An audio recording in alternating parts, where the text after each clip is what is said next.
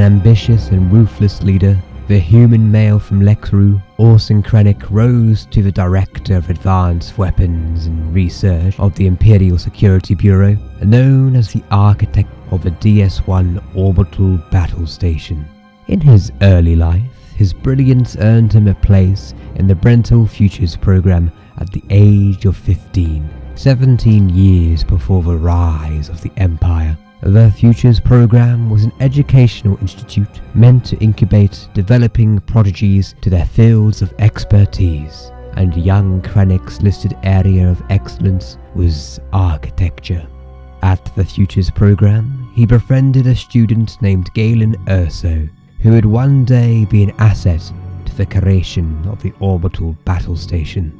After graduating from the program, he joined the Republic Corps of Engineers to construct and maintain facilities throughout the galaxy as Lieutenant Commander. During the Clone Wars, Orson Krennic oversaw the transformation of multiple grounds on Coruscant into military command centers. His designs replaced the sweeping lines of Republic architecture with a bold and sharp face of what would become the Imperial aesthetic.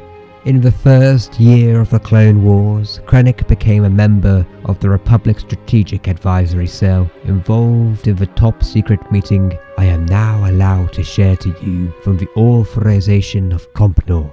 At the meeting discussing the schematics of the DS-1 Orbital Battle Station, obtained by the Republic during the First Battle of Geonosis, it was argued whether the Republic could create a deterrent before the Separatists were able to. Wilhuff Tarkin was one who championed its creation, believing its mere presence would be capable of ending wars. The DS-1 Orbital Battle Station was constructed in secret to combat the threat of annihilation from the Separatists. However, it suffered many delays, with the Geonosian labor force sabotaging their own work and a lack of a sustainable power source to power the technological wonder.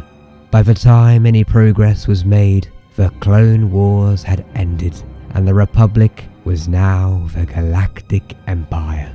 Appointed as Director of Advanced Weapons Research for the ISB, Krennic was now more determined than ever to find someone who could create and produce such a power source. And that person was his old friend Galen Urso, who was one of the galaxy's most renowned polymaths, gifted as a theoretician, mathematician, and experimental physicist. However, for a period, Urso was reluctant to join Project Celestial Power. Yet, a few years later, 6 years after the rise of the Empire, Director Krennic convinced Galen Urso to join the Tarkin Initiative to use his knowledge of energy enrichment and enhancement through kyber crystals to deliver previously unthinkable yields of power. Little did the ISB and Krennic know that Galen Urso would not only be instrumental in the creation of the superweapon of the DS-1 Orbital Battle Station, but also its destruction.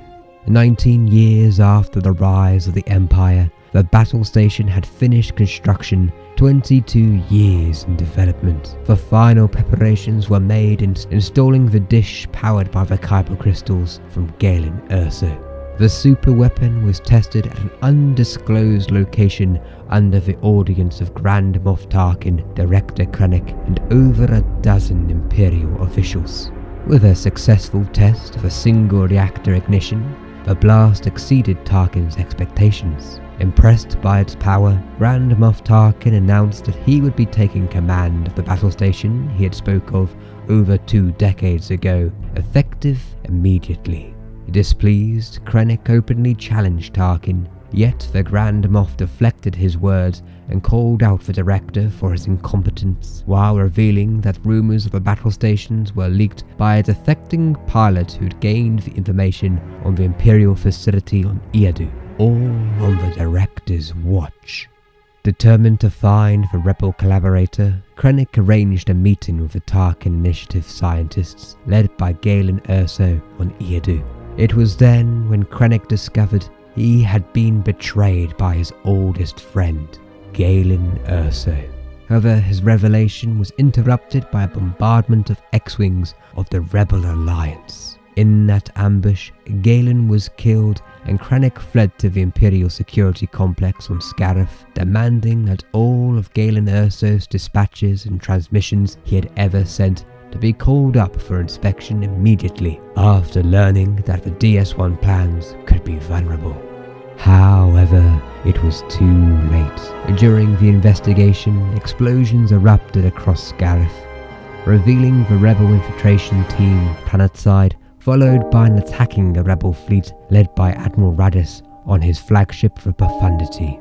The Battle of Scarif waged on with great losses from both sides. The Empire had no choice but to reveal its secret battle station and fire upon the islands of Scarif to protect all sensitive Imperial information from falling into the wrong hands. Yet it was all in vain. A CR-90 corvette had received the DS1 plans and retreated to hyperspace. Poetically, Director Krennic was killed by the very thing he had devoted his life in creating.